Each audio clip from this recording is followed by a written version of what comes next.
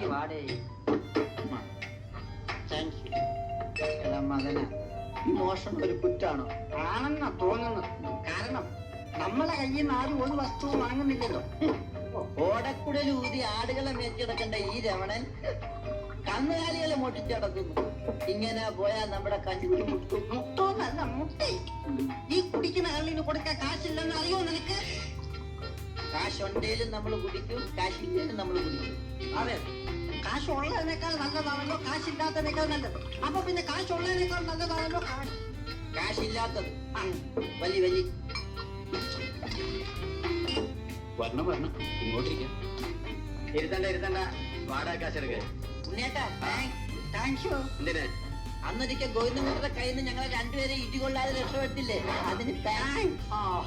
അപ്പപ്പ കിട്ടുന്ന അടിക്ക് അപ്പപ്പ ടാക്സ് പറയണം, അല്ലാതെ 6 മാസം കഴിഞ്ഞിട്ടല്ല. അങ്ങനെയാണെങ്കിൽ ഞങ്ങള് മുൻകൂറായിട്ടൊരു താങ്ക്സ് പറയാം. എന്തിനാ? ഇപ്പൊ മോദിയെ കണ്ണിന് കൊടുക്കാൻ കാശില്ല, ഈ മീശാരെ കയ്യിൽ നിന്ന് അടി ഉറപ്പാ. നീ എത്ര വെച്ചു? ഞാൻ 4. നീയോ? ഞാൻ 3 കുപ്പി 7 മുട്ടായി. അയ്യോ പാവം. ഇവരുടെ കാശ് ഞാൻ തരാൻ ഉദ്ദേശിക്കുന്നില്ല. ഇടി കൊടുത്ത് മേടിച്ചോ. എന്തിനാണ് കാൽ കാശില്ലാതെ ഷാപ്പിംഗ് എടുത്ത് ഇറങ്ങുന്നേ? ഇവന്മാരുടെ കൂമ്പിടിച്ചിലക്ക് കാശ് വാങ്ങിച്ചോ.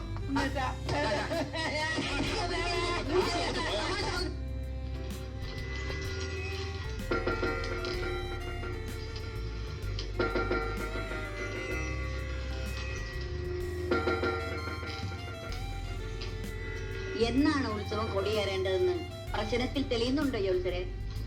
വരട്ടെ. അതിനു മുമ്പ് വിളക്കെടുക്കുന്നതിനുള്ള യഥാർത്ഥ അവകാശിയായ അളിയെ മരിച്ചുപോയതുകൊണ്ട് അടുത്തതാരാണെന്ന് ഇപ്പോഴേ തീരുമാനിക്കണം. അതെ, അത് കഴിഞ്ഞിട്ട് ഉത്സവത്തേക്ക് നിശ്ചയിച്ചാൽ മതി. അതിനിപ്പോ തീരുമാനിക്കാൻ എന്തിരിക്കുന്നു? എന്റെ മകൻ രാമകൃഷ്ണൻ തന്നെയായിരിക്കും ഇത്തവണ വിളക്കെടുക്കുന്നത്. അയ്യടാ, അതങ്ങ് മനസ്സിൽ വെച്ചാ മതി. ഏട്ടൻ മരിച്ച സ്ഥിതിക്ക് അടുത്ത അവകാശം ഞാനാ. ആ അവകാശം എന്റെ മകന് കൊടുക്കുകയാണ്. അവനാ ഇത്തവണ വിളക്കെടുക്കണത്. അമ്മ, ഇത് ദൈവത്തിന്റെ കാര്യമാണ്. ഇതിനെങ്കിലും തമ്മിൽ വഴക്കടിക്കുന്നത്. നീ ഒന്നും മിണ്ടാതിരിക്കേ. എന്റെ ദൈവവും രാജീവവും പറഞ്ഞതിൽ കാര്യമുണ്ട്. എന്തിനാ അപ്പൊ ഇങ്ങനെയൊക്കെ? അതെ, എല്ലാവരോടും കൂടി പറയുക, അളിയൻ മരിച്ചതുകൊണ്ട് ഇക്കൊല്ലം വിളക്ക് ഞാൻ എടുക്കും.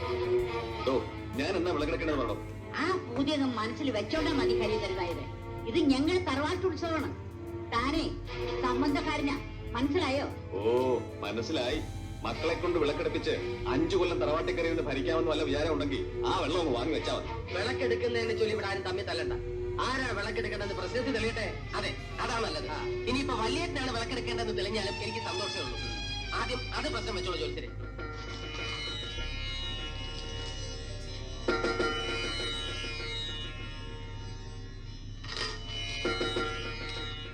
പ്രശ്നത്തിൽ കാണുന്നത് ഈ കുടുംബത്തിലെ കാർത്തിക നക്ഷത്രത്തിൽ പിറന്ന ഒരു പുരുഷ പ്രജ വിളക്കെടുക്കണമെന്നുള്ളതാണ്.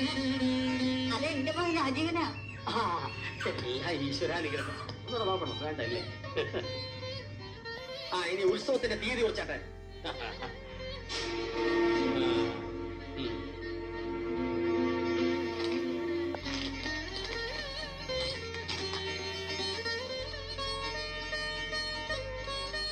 ഈ വരുന്ന കുംഭമാസത്തിലെ അവസാനത്തെ വെള്ളിയാഴ്ച ഉത്സവത്തിന് കൊടിയേറാം. അത് നടക്കില്ല.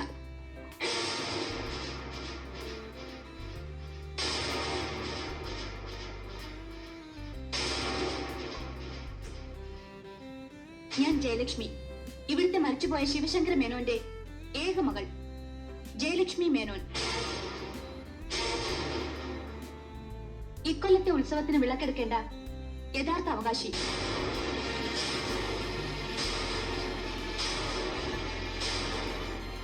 പക്ഷേ അച്ഛൻ മരിച്ചിട്ട് അധിക ദിവസമാകാത്തതിനാൽ 41 ദിവസമെങ്കിലും കഴിഞ്ഞിട്ട് മതി ഉത്സവ തീയതി തീരുമാനിക്കുന്നത്.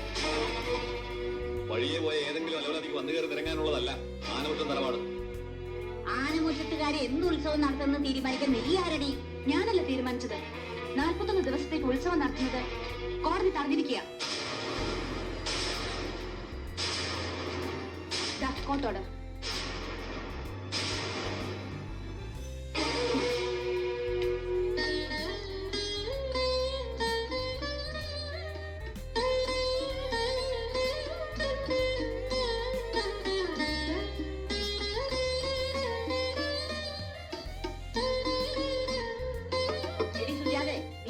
ചോദിച്ചിട്ടാണ് ആ മൂദേവിക്ക് മുറി തുറന്നു കൊടുത്തത്. എന്തിനാണ് ആണുങ്ങളെന്ന് പറഞ്ഞു നിൽക്കണേ?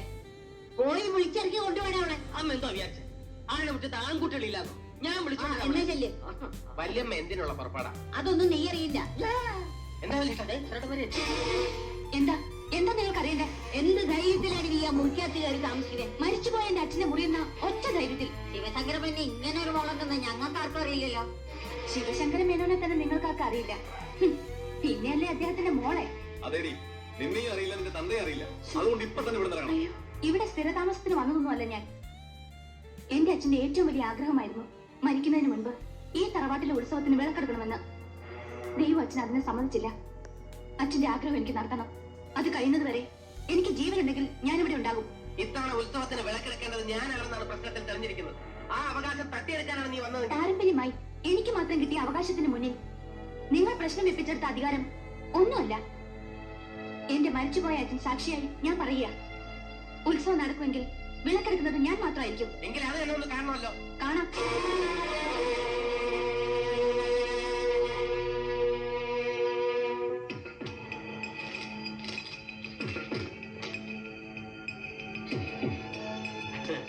എന്താ പ്രേമലേഖനം വായിച്ച് രസിക്കുകയാണോ?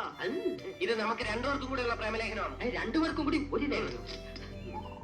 പ്രിയപ്പെട്ട ആനമുറ്റത്തെ ഉണ്ണിമാർ അറിയുന്നതിന് അമ്മാവന്റെ മകളായി തറവാട്ടിൽ അവതരിച്ചിരിക്കുന്ന ജയലക്ഷ്മി വ്യാജവേഷമാണ്. അവളുടെ ഉദ്ദേശം തറവാട് സ്വത്തിന്റെ ഒരു ഭാഗം കൈക്കലാക്കുക എന്നുള്ളതാണ്. ജാഗ്രത, ഒരു അഭ്യുദയകാംക്ഷി. ഇതാരാ ഈ കത്ത് നിങ്ങളുടെ കയ്യിൽ തന്നയച്ചത്? അയാളെ ഈ നാട്ടിൽ ഞാൻ ഇതുവരെ കണ്ടിട്ടില്ല. കണ്ടിട്ടൊരു ഗുജറാത്തി കത്തുണ്ട്. മെലിഞ്ഞ് നീണ്ടൊരു കുറ്റിത്താടിക്കാരനായിരുന്നു. താടിയില്ല. താടിയുണ്ട്. താടിയില്ല. താടിയുണ്ട്. യാതൊരു പരിചയമില്ലാത്ത ലെറ്റർ മേടിച്ചോണ്ട് വന്നിട്ട് ഇതുപോലെ ലെറ്റർ പോകുമ്പോഴായിരുന്നു ഇപ്പൊ പൊട്ടി തെറിച്ചേനെ. പണ്ടം കുണാപ്പിള അലവല. എന്നാലും ആരായിരിക്കും ആ അഭ്യുദയകാംക്ഷി? അതിനെ കുറിച്ചൊന്നും നീ അന്വേഷിക്കണ്ട. എത്രയും പെട്ടെന്ന് ഈ തറവാട്ടിൽ നിന്ന് ആ പെണ്ണിനെ ഇറക്കി വിടണം. വരട്ടെ. ഈ ഊമക്കത്തൊരു തെളിവാക്കാൻ പറ്റും. ശരിയായ തെളിവുകൾ ശേഖരിച്ച് അവൾ ആരാണെന്നും അവളുടെ ഉദ്ദേശം എന്താണെന്നും മനസ്സിലാക്കിയ ശേഷം പറഞ്ഞു വിട്ടാൽ മതി. എന്റെ അനിയനാണെങ്കിലും നിനക്ക് ബുദ്ധിയുണ്ട്. എന്തിനാണ് അതേന്ന് പറഞ്ഞത്? എതിരെ വരുന്നവരൊക്കെ മാറിക്കോ, മാറിക്കോ, ചേട്ടന്മാരെ മാറിക്കോ,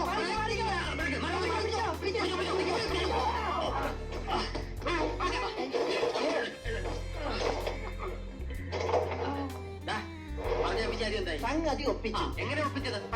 ഇങ്ങനെ ഈ കാലി അല്ല ഉണ്ണിച്ചേട്ടാ, കുപ്പിയിൽ ഇറക്കാന്ന് കേട്ടിട്ടില്ലേ? അതിനുള്ള ഉപകരണമായത്. അതിനവൾ ഇതിനകത്ത് കൊള്ളൂ. ഇനി അഥവാ അവളെ അതിനകത്ത് കുത്തിക്കയറ്റി അതിന് എന്ത് ചെയ്യാനാ? അവളെ കേട്ടാനല്ല, പിന്നെ അവളെ രക്തം ഊറ്റിയെടുക്കാനാ. രക്തം ഊറ്റിയെടുക്കാൻ എന്തിന്? അവളുടെ അച്ഛൻ ആനമുറ്റത്ത് ശിവശങ്കര മേനോൻ ആണോ അല്ലയോ എന്ന് അറിയാൻ വേണ്ടി പുതിയൊരു പരീക്ഷണമുണ്ട്. IRDP എന്നോ മറ്റാണ് അതിന്റെ പേര്. അവളുടെ രക്തം കൊണ്ട് കൊടുത്താൽ മതി, തന്തേനെ അവര് കണ്ടുപിടിച്ചോളും. എന്റെ അമ്മമ്മയുടെ IRDP രണ്ടു കൊടുത്ത സ്ഥലം. അല്ല അല്ല, നിങ്ങളെ ബുദ്ധിമുട്ടിക്കൂല.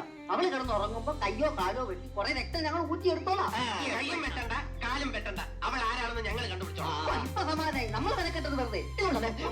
ഓക്കെ തന്നെ കാണിക്കുന്നത്. ആ ചാള പറയുന്നതിന്റെ അവിടെ പറഞ്ഞു വാങ്ങിയിട്ട് വായിച്ചാൽ നല്ല അസൽ കനാൽ പരിങ്ങിട്ടും ഒരു വാച്ചിട്ട് വിട്ടു.